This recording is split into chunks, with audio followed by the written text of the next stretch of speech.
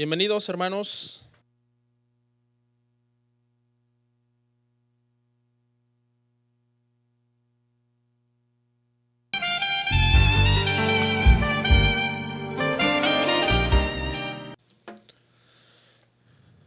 Gloria al Señor.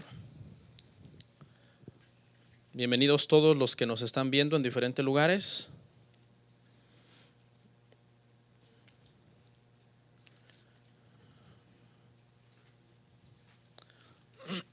Ya ni me acuerdo qué tema es hoy. No sé si el 5, 6, ya como que perdí un poco la cuenta.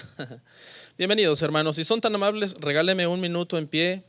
Vamos a leer en Primera de Pedro 3, del 1 al 6. ¿Alguien que me recuerde qué tema es? Hermano Hernán, no sé si me recuerda qué tema es. ¿5? 5. Bueno, con este tema 5 vamos a terminar la serie sobre la familia, hermanos.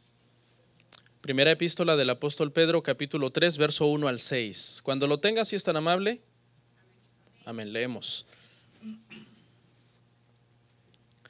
Dice: asimismo vosotras, mujeres, estad sujetas a vuestros maridos, para que también los que no crean a la palabra sean ganados sin palabra por la conducta de sus esposas, considerando vuestra conducta casta y respetuosa. Vuestro atavío no sea el externo de peinados ostentosos, de adornos de oro o de vestidos lujosos, sino el interno, el del corazón, en el incorruptible ornato de un espíritu afable y apacible, que es de grande estima delante de Dios, porque así también se ataviaban en otro tiempo aquellas santas mujeres que esperaban en Dios, estando sujetas a sus maridos, como Sara obedecía a Abraham, llamándole Señor, obviamente con S minúscula, ¿verdad? De la cual vosotros habéis venido a ser hijas. Hay un condicionante, dice: si hacéis el bien, sin temer ninguna amenaza. Amén. Oramos. Señor, te damos gracias en este momento por la palabra que estaremos compartiendo hoy con la congregación. Ayúdanos, Padre, porque nosotros los predicadores debemos, Señor, de tener mucho temor en nuestro corazón, pues lo que está escrito en tu palabra es sagrado, y cuando sale por nuestros labios mortales, falibles y humanos, nos estamos haciendo responsables de que al nosotros enseñarlo, estamos representando dignamente lo que tú quisiste decir cuando este pasaje se inspiró. Bendice esta reunión, Padre, y a cada persona en este lugar. En el nombre de Jesús, amén. ¿Pueden sentarse? Bueno, hermanos y hermanas, el día de hoy vamos a meditar bajo un tema que hemos titulado mamás o matriarcas. Mamás o matriarcas. Y con este tema terminaremos la serie sobre la familia. Amén. Ya vendrá otra temporada en un futuro donde seguiremos abordando otros temas sobre la familia. Pero por hoy y por esta serie es suficiente. Amén. Y aunque el tema, hermanas, suena un poco desafiante, el propósito no es regañarlas en pleno Día de la Madre. Bueno, el propósito mío no es regañarlas. Pero la palabra del Señor nos habla a tiempo y fuera de tiempo. Y cuando se trata de recibir la amonestación del Señor, no importa qué día sea. No importa si es el día del pavo, o el día de la madre, o el día de la bandera, no importa. La palabra de Dios siempre es buena, dice, en toda temporada. ¿Sí? A tiempo y fuera de tiempo, así se traduce. Esa es otra forma de traducirlo, en toda temporada. Amén. Y la amonestación de parte del Señor, de parte de la palabra el día de hoy para las mujeres y obviamente para todos los que estamos aquí que seremos edificados con la palabra, no tiene el propósito de destruir a nadie, pues Dios no inspiró la Biblia para destruir a las personas, sino para edificar a sus hijos. Amén. Y hoy trataremos un problema, hermano, muy serio en nuestra sociedad moderna, y es el problema del matriarcado. Amén. Que lamentablemente, vivimos en una sociedad que está promoviendo demasiado el matriarcado dentro de la familia tradicional y obviamente, hermanos, eso contradice la voluntad de Dios. ¿Ok? La sociedad, la política y las filosofías humanas están tratando de redefinir cómo debe de funcionar la familia. Y eso es algo muy peligroso si nosotros como cristianos no conocemos, hermanos, el diseño que realmente Dios dejó en la palabra para que la familia funcione en base a ese diseño. ¿Cómo es posible que seres mortales, seres con un conocimiento limitado, pecadores, pues le querramos decir a Dios cómo debe de funcionar la familia? Si Él inventó la familia en primer lugar, en segundo lugar, Él inventó el matrimonio. En tercer lugar, hermanos, Él es Dios y su conocimiento es ilimitado. Su conocimiento, hermano, y su sabiduría va muy por encima de nosotros. Entonces, es una necedad que nosotros querramos que nuestra familia funcione a nuestra manera. Es una necedad. Es como si cuando alguien estuviera armando un rompecabezas, hermano, la pieza no se quisiera dejar poner en el lugar que le corresponde. ¿Tú qué haces con esa pieza? La aplastas, ¿verdad? Y la tiras por rebelde. O sea, es un ejemplo nada más así pequeño y práctico de cómo, hermano, nosotros muchas veces queremos decirle a Dios cómo deben de funcionar las cosas. Hoy se está redefiniendo el matrimonio, enseñando que personas del mismo sexo se pueden casar. Se está promoviendo la adopción de niños, no tradicionalmente por un hombre y una mujer, sino ahora por dos hombres o por dos mujeres. Se está promoviendo el aborto, que es un asesinato con toda premeditación, ventaja, alevosía contra los bebés, que ya son bebés desde el momento en que el espermatozoide entra en el óvulo, porque algunos científicos dicen que todavía no son seres humanos en un periodo de tiempo, en cierta cantidad de días o de semanas, y que por lo tanto se pueden abortar porque no son todavía personas. Pero la palabra del Señor nos enseña algo diferente, hermanos. Amén. Bueno, pero el día de hoy no vamos a abordar esos tópicos que le estaba mencionando, sino el día de hoy vamos a hablar del matriarcado, un problema que se está promoviendo inclusive dentro de la iglesia. Hay iglesias que están promoviendo demasiado el matriarcado. Se está haciendo un énfasis tan grande en que la mujer debe de liderar la iglesia que subliminalmente se está promoviendo la rebelión en los hogares. Hay pastores y predicadores que en sus mensajes le levantan demasiado el ego a la mujer. Es que tú eres grande, tú naciste para conquistar naciones, para ser poderosa. Una vez escuché enseñar a una mujer que decía que era apóstol, no sé cómo, porque si aún ni un hombre puede ser apóstol en estos tiempos, pues mucho menos una mujer. Pero la enseñanza de esta persona consistía, hermano, en enseñarle a las mujeres que básicamente ellas eran la cabeza del hogar. Se basó en que cuando Satanás atacó en el jardín del Edén, atacó a la mujer, porque según ella y según el análisis que ella estaba haciendo, entendía que atacó a la mujer porque la mujer tenía más influencia sobre Adán. Entonces prácticamente su enseñanza estaba basada en que la mujer no podía ser relegada a una postura de sujeción bajo el marido, sino a una postura igual en autoridad y en todo lo que tenía que ver con cómo dirigir la familia. Pero la palabra de Dios, hermanos, contradice claramente eso y dice que el hombre fue puesto por cabeza de la mujer, fue puesto por su líder espiritual. Amén. Eso le guste o no le guste a la mujer. Obviamente entendemos que las mujeres impías se rebelen contra eso y acusen a Dios de machista. Pero no lo entendemos cuando una mujer que se dice hija de Dios se rebela contra su marido. Eso simplemente no tiene ningún sentido. ¿Por qué? Porque la mujer fue puesta, hermano, como ayuda idónea, no como cabeza. ¿Significa esto que vale menos? No. En Cristo la mujer y el hombre valen igual. ¿Significa que es menos inteligente? Tampoco. Pues yo conozco a muchas mujeres que son más inteligentes que sus maridos. No quiero mirar a ningún lado.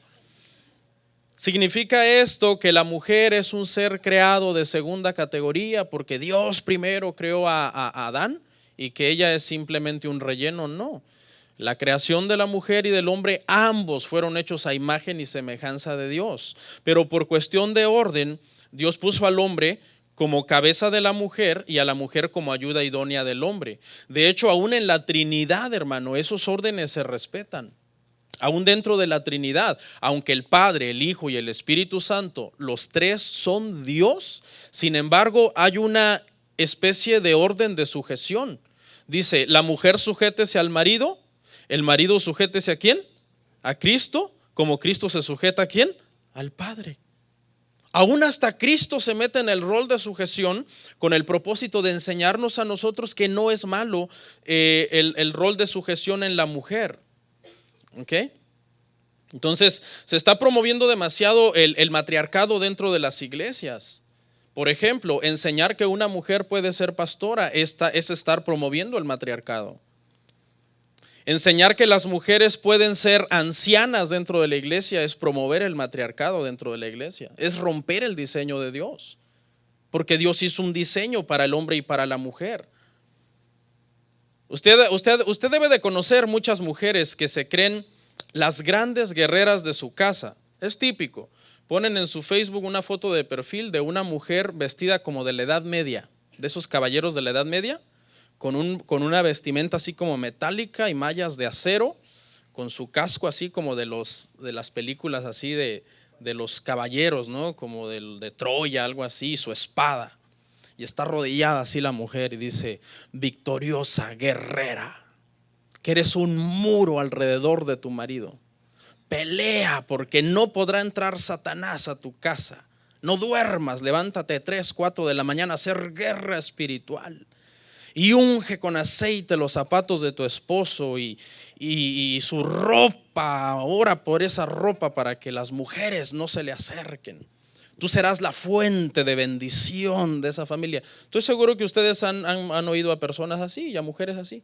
Pues suena bonito, pero es antibíblico.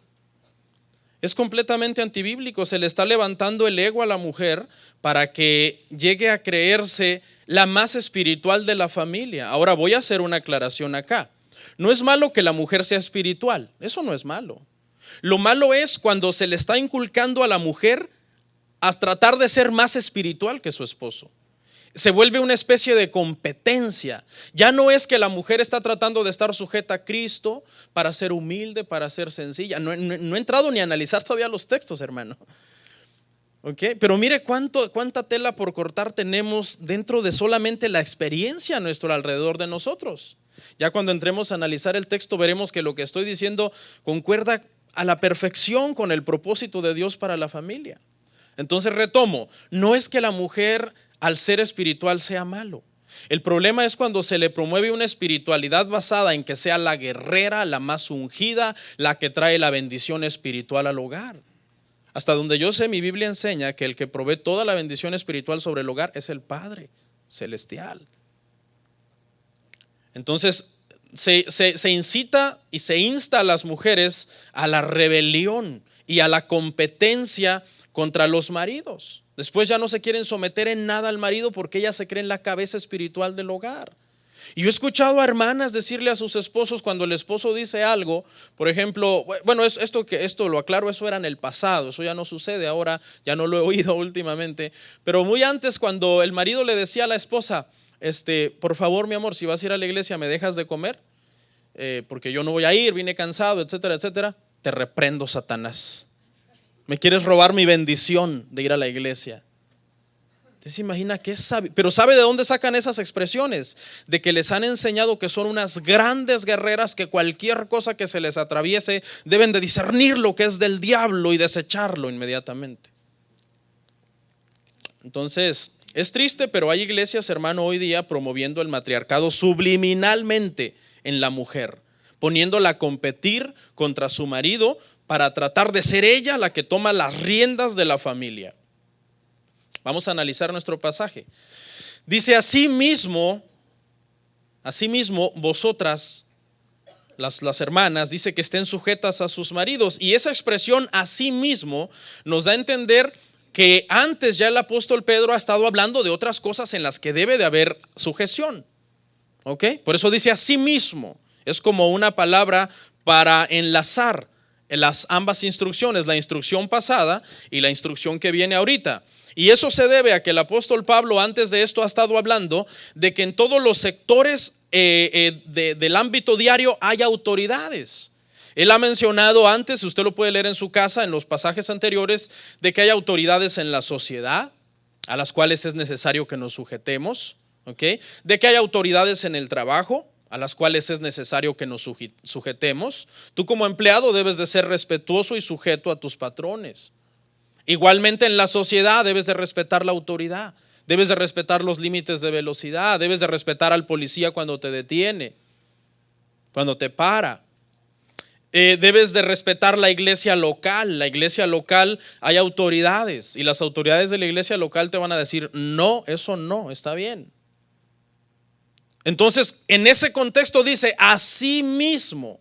Del modo que te sujetas a la policía, te sujetas al jefe, te sujetas al pastor y a los ancianos de la congregación, así mismo estad sujetas ustedes, o sea, las mujeres deben de someterse al marido. O sea, la misma sujeción que hay en estos ámbitos de la sociedad es la misma sujeción que la mujer debe dar a sus maridos en casa y en las decisiones que el marido toma. El esposo sujeto a Cristo y ella sujeta al marido es el diseño de Dios. Ese es el diseño de Dios. Toda mujer cuyo esposo está sujeto a Cristo y ella no se sujeta a él, está flagrantemente contradiciendo la palabra de Dios. Porque aún fíjese, hermano, que cuando el cónyuge es incrédulo, aún al cónyuge incrédulo, la mujer cristiana se debe sujetar. No digamos con más razón al cónyuge creyente. Porque no sé si a usted también le han vendido esa idea de que al cónyuge cristiano, al cónyuge incrédulo, la mujer no se debe sujetar. Eso es un error, eso es una falacia. Aún el cónyuge incrédulo es cabeza sobre la mujer. No se sujeta a Cristo, pero en el orden divino de Dios, Dios puso a ese hombre como cabeza de esa mujer. ¿Ok? ¿Por qué dice el apóstol Pedro que la mujer se debe sujetar al marido? Dice, para que los que no crean sean ganados sin palabra por la conducta de vuestras esposas. Ahora, esto no se entienda que la conducta de una buena mujer cristiana es un arma poderosa para ganar almas o para evangelizar.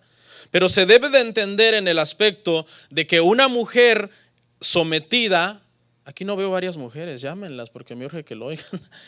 No es cierto. Que una mujer piadosa, una mujer sujeta al marido, evitará que los incrédulos blasfemen el nombre de Dios. Porque ¿qué dicen los incrédulos, hermanos, cuando ven a una mujer disoluta que no se sujeta a su esposo? ¿Qué dicen? Wow, ¿cómo son los cristianos? Wow, ¿para eso van a la iglesia? Y por unos cuantos pasamos todos, hermano. Pasamos todos, nos vamos todos en el plato. Pero no, la mujer debe tener una conducta de sujeción a su marido, debe de ser una mujer sabia, una mujer entendida. Dice, para que los que no creen, ya leí esa parte, crean aún sin palabras. Dice, deben de tener una conducta casta y respetuosa. O sea, aún sin evangelizarles a las personas que no son cristianos, cuando ven a una mujer sujeta a su marido, de alguna forma eso ya es una predicación para esas personas. Por eso hemos sido llamados, hermano, como creyentes, a vivir un evangelio verdadero. Porque tú tienes amigos incrédulos que jamás leerían la Biblia aunque tú les pagues $20 la hora, pero están obligados a lidiar contigo y tu deber es encarnar la palabra, para que ellos vean en ti cómo tú vives de acuerdo a la palabra de Dios. Entonces, una mujer sometida a su esposo es un buen testimonio para el nombre de Dios, para que no sea blasfemado el nombre de Dios. Y continúa y dice, vuestro atavío no sea el externo. Ahora, esto no significa, hermanos, que la mujer no se puede arreglar, siempre y cuando se arregle decorosamente. Pero aquí lo que está diciendo, lo que está tratando de decir el apóstol Pedro, obviamente el Espíritu Santo por medio de él, es que cuando la mujer, su preocupación principal es lo externo, y lo interno, lo espiritual, lo del corazón, lo del espíritu, es descuidado. Es ahí cuando el apóstol Pedro dice, no hagan énfasis en lo externo, en su atavío externo. ¿Cuántas horas usted pasa frente al espejo de cristal? Ahora, ¿cuántas horas pasa frente al espejo de la palabra? El espejo de cristal le dice a usted cómo luce por fuera, pero el espejo de la palabra le dice a usted cómo está por dentro.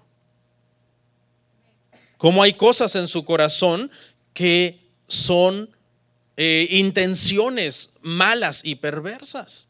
Porque aquí todos somos malos, vamos a partir de ahí. Todos aquí, empezando por mí, somos malos, ¿ok? Esa es nuestra naturaleza, la maldad, la depravación. El Señor en su gracia nos resucitó estando muertos en pecados y delitos y ahora nos ha apartado, dice, nos ha sentado con Cristo. Pero ¿quién de nosotros es bueno? Ninguno. Cuando a Jesús le dijeron bueno, él dijo bueno solo el Padre. Y estaba tratando de darnos esa enseñanza. No estaba diciendo yo soy malo, pero él estaba tratando de decir, mientras estés en una humanidad, en un cuerpo humano, ninguno de nosotros es bueno. Dice, peinados ostentosos. ¿Okay? No sea vuestro atavío el externo, dice, el de peinados ostentosos. No es malo peinarse. El problema es que de qué sirve andar bien peinada si eres una rebelde contra tu marido. Ahí está el punto. O sea, no está prohibiendo, estos pasajes no prohíben el arreglo externo como algunos lo interpretan. Está haciendo un balance entre lo externo y lo interno. Bien peinada, pero bien rebelde. ¿Por qué? Porque pasó muchas horas peinándose, pero nunca ora, nunca medita en la Escritura, nunca trata de que el Espíritu Santo escudriñe su corazón y las intenciones de su corazón.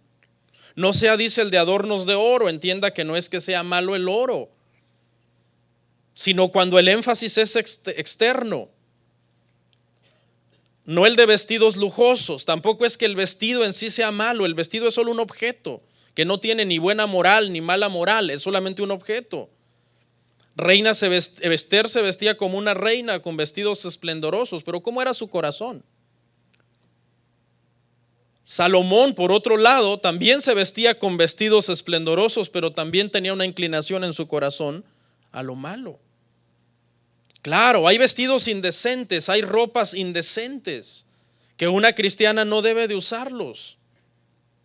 Cuando es una mujer casada, una mujer con hijos, una mujer que ya rebasó ciertos límites de edad y se quiere seguir vistiendo como una chamaquita, en palabras mexicanas.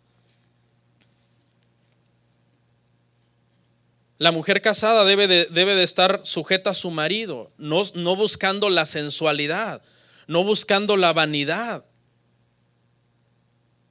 Dice, sino el arreglo sea el interno, el del corazón.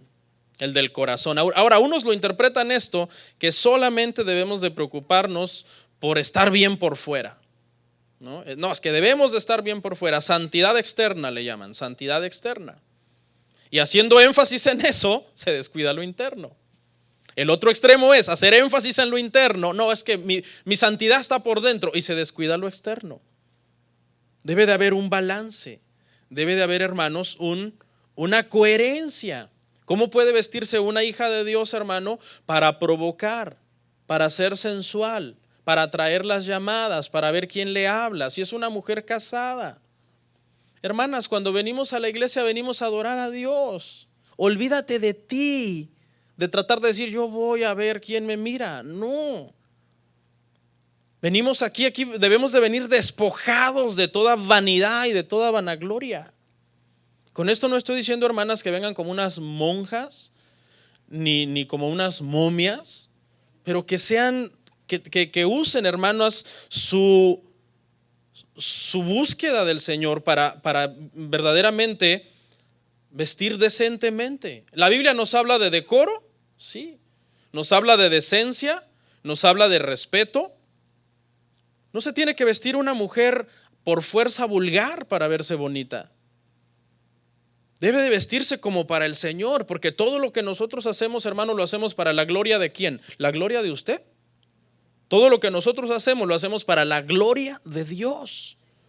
Cuando usted esté vestida de una forma indecente, provocativa, sensual, vulgar, párese frente a la iglesia, al espejo y diga: ¿en qué glorifica esto a Dios?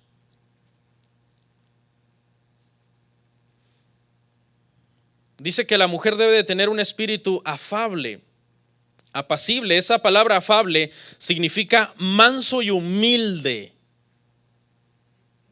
¿Habrán venido las hermanas mansas y humildes hoy? Manso y humilde. Y apacible significa la reacción que la mujer tendrá hacia su esposo cuando su esposo tome una decisión que no le gustó.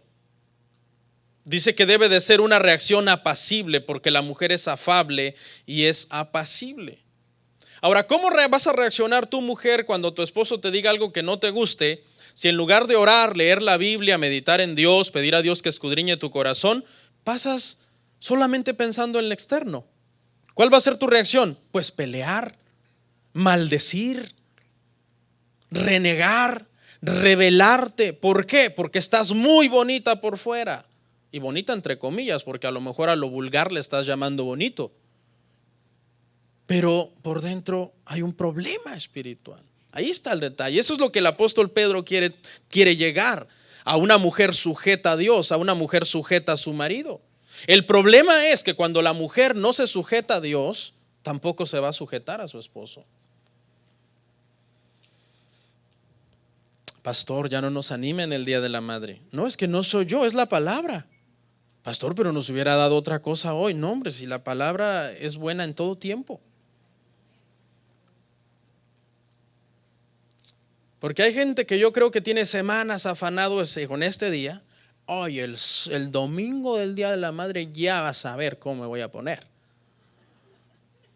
Y esas mismas semanas afanada con su apariencia externa es porque tiene meses o quizás años de no doblar rodillas, de no buscar a Dios, de no estar espiritualmente correcto. ¿Ok? Ahora mire acá lo que dice, hermano. Dice que Sara llamaba a Abraham Señor. Y Abraham, hermano, no era perfecto. Abraham tenía sus errores, tenía sus fallas. Pero la esposa de Abraham, la esposa de Isaac, la esposa de Jacob, estas mujeres que eran las esposas de estos patriarcas, sentaron un ejemplo para las mujeres cristianas sobre cómo ellas deben de sujetarse a sus maridos. Una mujer creyente debe respetar a su marido.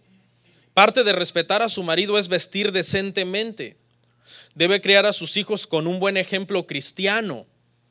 Mujer, ¿qué ejemplo le das a tus hijos cristiano? ¿Qué ejemplo cristiano le das a tus hijos? Dice que las mujeres cristianas temerosas deben de ser un buen ejemplo para las mujeres más jóvenes. Hermana, si una jovencita de 18 años viene y te dice: hermana fulana de tal, deme un consejo. ¿Qué hago? Mire, yo últimamente ya no quiero ir a la iglesia. Últimamente me he sentido que me he estado rebelando mucho contra mis padres. Deme un consejo, hermana. ¿Qué le vas a decir tú? ¿Qué le vas a decir? La Biblia manda que las mujeres ancianas, y ahí obviamente está hablando de crecimiento espiritual y de edad, sean un buen ejemplo para las hermanas más jóvenes dentro de la congregación. La mujer debe de estar siempre en comunión con Dios. Y después de este intro, vamos a ver qué es el matriarcado. Para que, bueno, pues algunas personas se definan. El matriarcado, hermanos, de acuerdo a la historia, existió o todavía se cree que existe en algunas tribus, y era una especie de sistema de organización donde las mujeres, basadas en una creencia religiosa de que la mujer es la descendiente de una línea de la madre tierra, son como descendientes matrilineales, dice acá, de la madre ancestral, una diosa llamada tierra. Obviamente ustedes han oído cuando alguien dice nuestra madre tierra. No sé si han visto que en nuestros países hay ciertos grupos que le hacen sacrificios a la tierra y hacen humo y queman ciertas cosas y dicen, estamos dándole sacrificios a la madre tierra porque pues de ella dependemos, de que nos dé las cosechas, de que, ¿verdad?, la tierra sea fértil. ¿Okay? Bueno, ese es el trasfondo del matriarcado en las tribus que se registró en el pasado. Políticamente estaban organizadas por una líder de un clan, una mujer, y esa era la que se organizaban en tribus y la economía básicamente descansaba sobre la mujer. ¿Okay? Y es un trasfondo, hermanos, pagano. No tiene nada que ver con el cristianismo, el matriarcado. El matriarcado en la Biblia no existe. En la Biblia lo que existe es hombre y mujer hechos a imagen y semejanza de Dios, el hombre cabeza y la mujer ayuda idónea. ¿Ok? Ahora vamos a analizar los daños del matriarcado. En primer lugar, la mujer matriarca no se somete a su marido, ¿ok?, sino que trata de someter al marido. Vea, o sea, esta mujer no solo no se somete, trata de someterlo a él. Vamos a Génesis 3:16.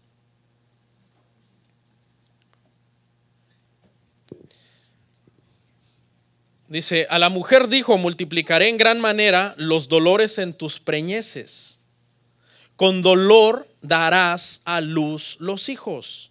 Y tu deseo será para tu marido, y él se enseñoreará de ti. Bueno, lo primero que les quiero aclarar, mis queridas hermanas, es que cuando ustedes están dando a luz en el hospital y están pellizcando al marido y diciéndole por tu culpa, están equivocadas. El dolor no es por culpa del marido, es por culpa de Eva. Eva las representó mal a ustedes. Y cuando Eva desobedeció y se rebeló, una de las consecuencias fue, cuando des a luz, te dolerá. Y según las hermanas, duele mucho. Así que deje ahí de aruñar a los pobres hermanos. Salen los pobres todos traumados del hospital.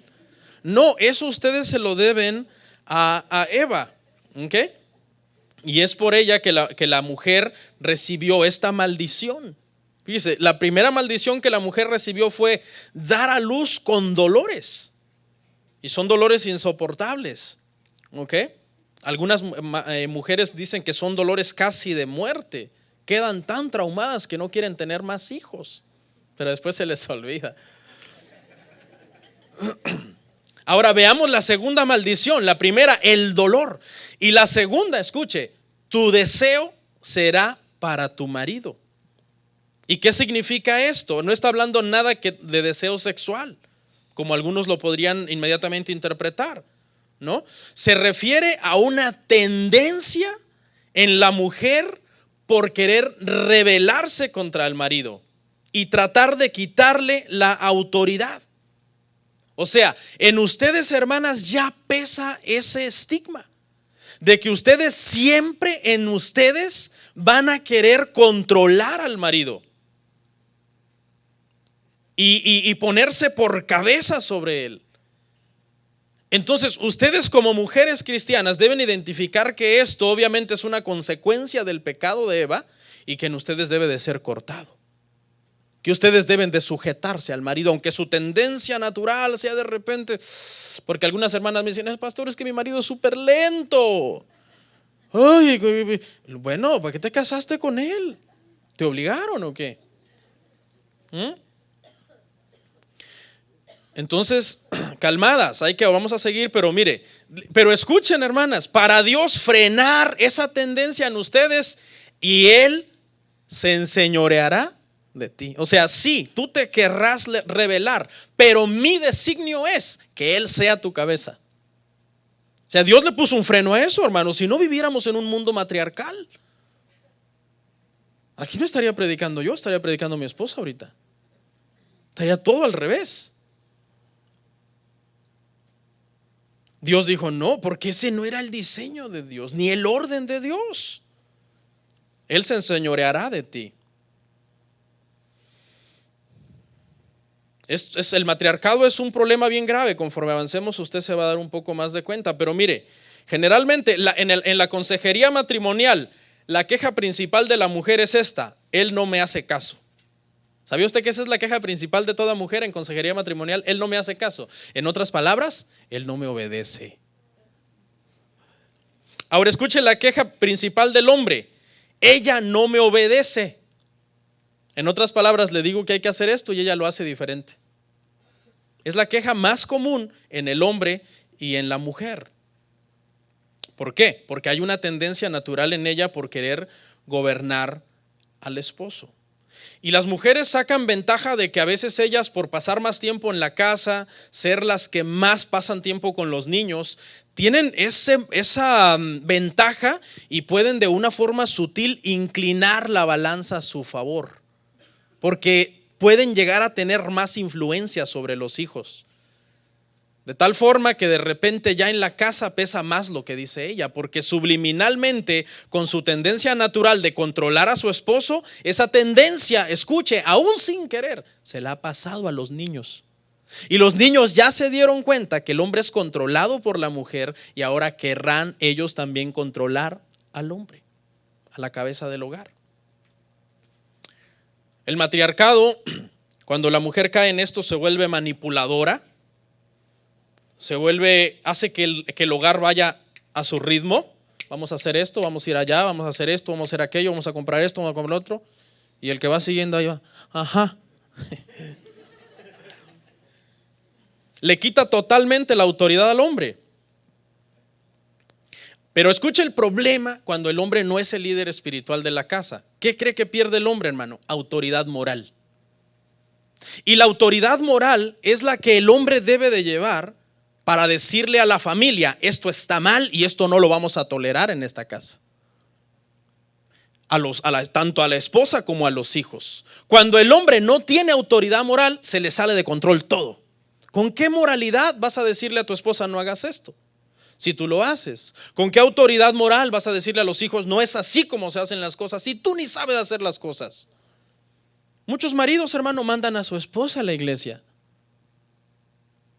porque todavía traen esa mentalidad. Ay, que me vaya a pelear la bendición. Es la responsabilidad tuya, la autoridad moral. Cuando el hombre pierde la autoridad moral, la familia se va como un barco a la deriva. Mientras tú estés firme como autoridad moral, no, aquí vamos a caminar de acuerdo a la palabra. O se sujetan o no estén con sujeta. O se sujetan o se sujetan. Pastor, ¿qué hago? Es que mi esposo no quiere dirigir la familia. Debes de impulsarle a que tome su lugar de líder y de cabeza del hogar. Meterlo en la dinámica familiar en lugar de orillarlo. Es bien triste ver cuando me ha tocado ver a mí muchos hombres cuando son reducidos a nada delante de un grito de su esposa. ¡Sí, no! ¡Qué tremendo! Mujer, que has caído en matriarcado. Bueno, no vinieron hoy. Lo mejor que puedes hacer es devolverle la batuta de la familia a su marido. ¿Saben cuál es la batuta? Una varita, ¿no? Se para el que va a dirigir la orquesta y le hace tan, tan, tan, tan. Una varita. ¿Sí? Agarra esa varita que le has quitado ilegítimamente, por desobediente, y dile, acá está. Es tu deber dirigir esta familia, porque si no se nos van a perder los hijos. Se nos van a ir a hacer cosas que nosotros no les hemos enseñado. ¿Ok? Entonces, el punto número 1, hermanos, es que la mujer con influencias de matriarca, por la tendencia natural que hay en ella de controlar al marido, es someter a su marido. Y el daño principal es que el hombre pierde el carácter moral y por lo tanto la familia queda como un barco a la deriva. Pero el daño número 2 es que la mujer matriarca se vuelve consentidora y sobreprotectora de los hijos. Proverbios 29:17.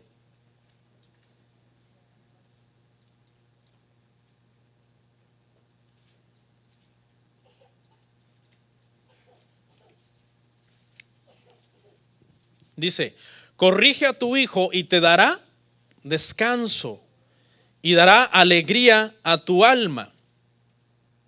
Charles Spurgeon, un pastor que Dios usó tremendamente hace unos años atrás, dijo Si nunca tenemos dolores de cabeza por reprender a nuestros hijos, tendremos muchos dolores de corazón cuando crezcan. Y es una verdad. Porque yo sé que nos cuesta lidiar con nuestros hijos y a veces son dolores de cabeza estarlos corrigiendo y volverles a repetir cómo se deben hacer las cosas, pero vale la pena, porque de alguna forma les estamos formando a ellos y les estamos dando las pautas por donde deben de caminar. Pero sobre todo, hermanos, con nuestra autoridad moral les estamos poniendo el ejemplo. Y el ejemplo, hermano, habla más que 1000 palabras. Más que 1000 palabras. Un buen ejemplo, un buen padre cristiano, un buen hombre, un buen esposo cristiano, con toda su autoridad moral, porque él es quien ejerce liderazgo en la familia. ¿Qué te van a venir a decir los hijos? No, fue por ti, papá. No, ¿qué dónde? O la esposa. No, es que tú. ¿Yo qué? ¿Yo qué? ¿Me viste a mí en el pecado? ¿Me viste a mí que yo no oraba? ¿Me viste a mí que yo no leía la palabra? ¿Me viste a mí que yo no servía a Dios? Estás donde estás, porque eso fue lo que tú decidiste, no lo que yo te enseñé. La palabra para corregir acá es la palabra hebrea yazar. Tiene varios significados. Significa castigar físicamente o con palabras. Y aquí tengo que hacer una aclaración para los maldicientes. No malas palabras. O sea, usted puede castigar físicamente o disciplinar o hablar con palabras quizás de hombre fuertes, pero claro, siempre y cuando no sean maldiciones, porque los maldicientes no heredarán el reino de Dios. También significa reprender, es decir, dar un fuerte llamado de atención o regaño. Y también significa esa palabra yazar, reformar. Es decir, no dejarlos que se te deformen, en el sentido de que comiencen a practicar cosas que tú no les has enseñado. Reformar significa volver a la forma original. O sea, del modo que tú los fuiste creando desde pequeños, es en esa forma que ellos deben de mantenerse. Obviamente sabemos que crecerán y harán como quieran, pero mientras sean hijos de tu dominio, están bajo tu responsabilidad. La mujer matriarca, hermanos, es demasiado consentidora. El consentimiento, hermanos, es un error grave que afecta a nuestros hijos, porque vivimos en un mundo muy difícil, en un mundo muy rudo, en un mundo muy peligroso, y nosotros necesitamos desarrollarles el carácter a nuestros hijos para que ellos obviamente, hermanos, sepan cómo pararse y cómo defenderse en este mundo. Con esto no estoy diciendo que no puedes querer a tus hijos. Los podemos amar, darles mucho amor, abrazos, besos, te amo, te quiero, te extraño, etcétera. Pero debes de tener cuidado de no hacerlo un bebé chiqueado que no sabe hacer nada sin ti. La mamá matriarca tiende a hacer una sobreprotección muy fuerte sobre sus hijos y está fomentando en ellos la mediocridad. ¿Usted quiere tener hijos mediocres? Consiéntalos y sobreprotéjalos. Deles todo lo que le pidan al sonido de sus dedos.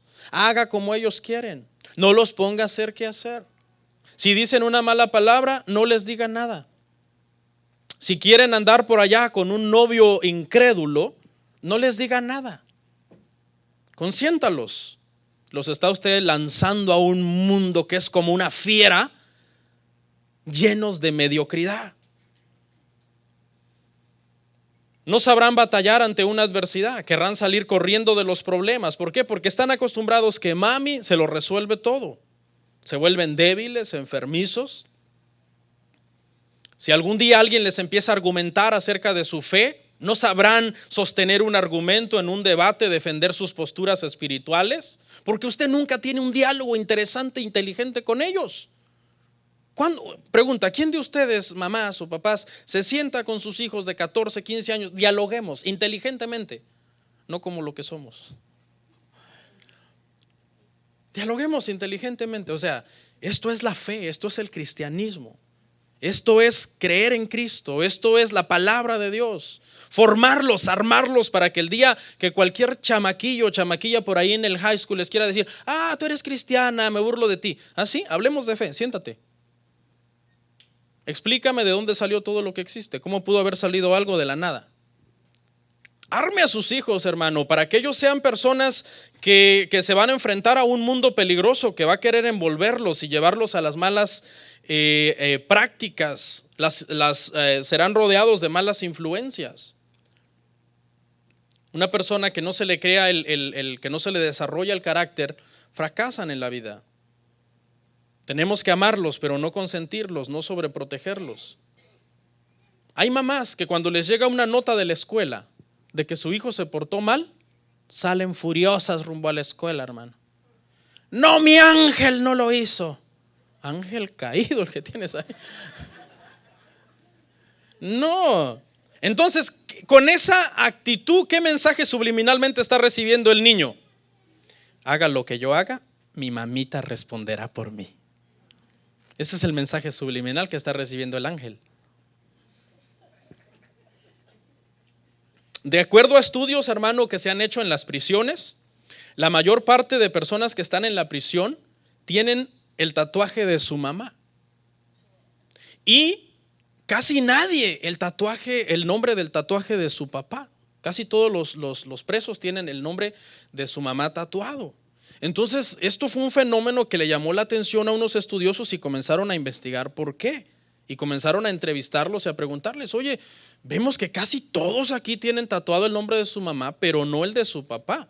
¿Y sabe cuáles fueron las respuestas de muchos? Fue que su mamá era mayor influencia para ellos.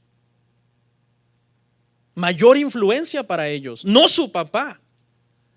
Ahora pregunta: si esas mujeres hicieron tan buen trabajo siendo mayor influencia, ¿por qué están en la cárcel? Esa fue la segunda pregunta que les hicieron a ellos. Ahora fíjese la segunda respuesta: estamos en la cárcel en parte por culpa de mi mamá, porque ella no dejó a mi papá que me metiera en cintura. Fíjese la contradicción tan tremenda. O sea, me hice el tatuaje del nombre de mi mamá y ahora estoy en la cárcel porque ella fue una gran influencia para mí. Pero parte de la culpa de estar en la cárcel es por ella, porque ella no dejó que mi papá me metiera en cintura. Cuando mi papá me quería corregir: no, cuidadito, me tocas a mi angelito. Vea el problema. Ahora, no estoy diciendo, ni tampoco estoy promoviendo los tatuajes, ¿ok, hermanos? Porque es que hay gente que no entiende, hermano. Tampoco estoy promoviendo los tatuajes, quiero aclararle aquí. Un cristiano no se anda haciendo tatuajes, un nacido de nuevo. Eso es sensualidad, vanidad, el que ya se los hizo en el mundo, perdido, sin Cristo, pues se entiende. No, pero cuando uno está lleno, hermano, de Dios, esas vanidades, sensualidad, porque eso tiene que ver con concupiscencias y sensualidad del corazón, eso ya no pesa en ti. Por eso, joven, si alguno de ustedes un día: ay, es que me quiero hacer un tatuaje, eso no es de Dios. Eso es vanidad, es tu carne, no te va a servir de nada ni ayudar en nada. Entonces, hermanos, hermanas, ¿les amamos? Pastor, sí. El mejor amor que uno le puede dar a las personas es decirle la verdad. ¿Sí sabía? Pero, por favor, sujétense a sus maridos. Y ustedes, maridos, ¿qué dijeron? Me voy limpio. No. Usted sujétese a Cristo. Sujétese a Cristo. Y hable con su esposa. Yo le voy a decir una cosa: cuando tú de hombre recibes autoridad de Dios, no importa que venga esa mujer furiosa, a ver, quieta, sentadita ahí. Y no es porque a mí me pase, sino porque hay unos hombres que me han preguntado: pastor, ¿y cómo le hago? Es que es una fiera, pastor. Quítate ese miedo primeramente sometiéndote tú a Dios, para que tengas autoridad. Cuando ella vea que le hablas con autoridad, calladita, a ver, ¿qué dice la Biblia? Ella va a empezar a respetarte. Ella tiene tantos años y respetándote y haciendo como quiera que ya se acostumbró. Pero párate en la brecha y dile: topaste hasta aquí porque ahora estoy bien espiritualmente. Estoy sujeto a Dios. Y aquí las cosas no van a marchar a tu ritmo. No vamos a criar a nuestros hijos a tu estilo y con el mal ejemplo que tú les estás dando, sino en el camino de Dios. Pero hay hombres que, bueno, dan ganas, hermano. Algunas veces cuando veo cómo la iglesia fallamos, porque todos fallamos y cometemos errores, veo mujeres no sujetas a sus maridos, veo maridos no sujetos a Cristo. Yo le digo al Señor: Señor, tardará mucho el rapto.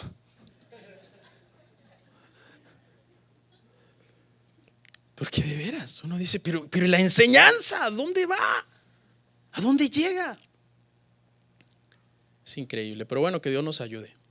Amén. Concluimos nuestra serie, hermano. Vamos a estar en pie.